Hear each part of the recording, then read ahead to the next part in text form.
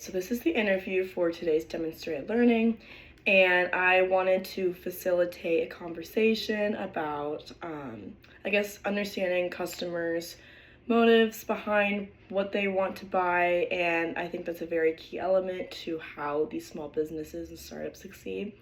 And so I found an article about, specific online tools that these startups and entrepreneurial businesses can use and how that maybe could shift or impact how customers react to these smaller businesses. So I had my friend Ava here read the article.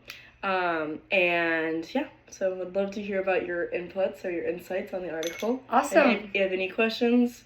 Yeah, I thought the article was super fascinating. I have been working on my online portfolio, so I've been using some of the online website tools that are free. So it was cool to kind of connect how that related to small businesses, also using these kind of free tools to get their businesses going. I guess the question that I had for you is as a customer, do you notice when these businesses use these tools like this?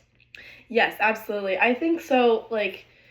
I think sometimes these tools can obviously be very helpful for customers, either using customer services or navigating through the website, or also is easier for people on the other side, the people who own the business, to see what the customers really want.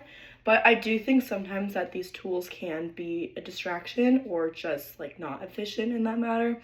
An example could be, I don't know, if I'm ordering something off of DoorDash, maybe sometimes I get suggestions that I don't want, and obviously that is DoorDash, the app, trying to understand the customer, but sometimes it can also just pose obstacles to what they really want.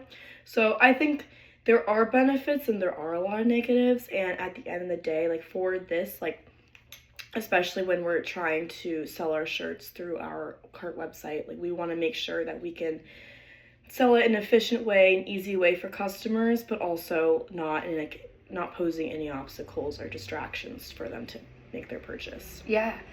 Do you think the good outweighs the bad in this? Yes, I do. I think it's really important to obviously the only way for your startup to succeed is if you understand your customer well, and while maybe sometimes these tools can be kind of difficult to use, I think for them it does outweigh the benefits of startups and people working with those to understand what their motivations are for buying that product. Yeah, that makes sense. And then as a customer, do you prefer businesses that offer online services, or do you still value those more in-person brick and mortar stores? I think obviously it depends on what you're buying. So personally, I would rather go into the store and in person and see the product firsthand. But there are other, an example of these tools that these in-person stores would use is you can search up if this product is in stock, and then you're able to go find it. So it does make it easier for you to go find what you're looking for. An example would be this store called Reformation, where they have so many products, and if you're thinking of something specifically, they have iPads where you can type in that product, and then it'll tell you if it's in stock and where it is and what sizes they have available. So I think for the in-person stores, obviously very useful, and of course when I am looking for products through websites, I do think that these tools are very useful, especially if there's a chat bot that I can talk to regarding, I don't know, returns or any other questions I have. It's always very useful. And also just, I think I do like how sometimes these websites do have tailored suggestions. Maybe sometimes as I did, that is contradicting what I just said, but it can be very useful, and I think that it's more efficient than not providing any tools at all, because again, at the end of the day, you need to understand your customer and what they want and how you can tailor your product in a way that they want, and especially to that very specific target customer base. Yeah. Yeah. Yeah, that makes sense. I feel like too, I know you already talked about this, but there are some obstacles online, when like ordering stuff and ads pop up that you don't want. Have you ever chosen one business over another because their online website was easier to use? That's a good question. Actually, yes, I have.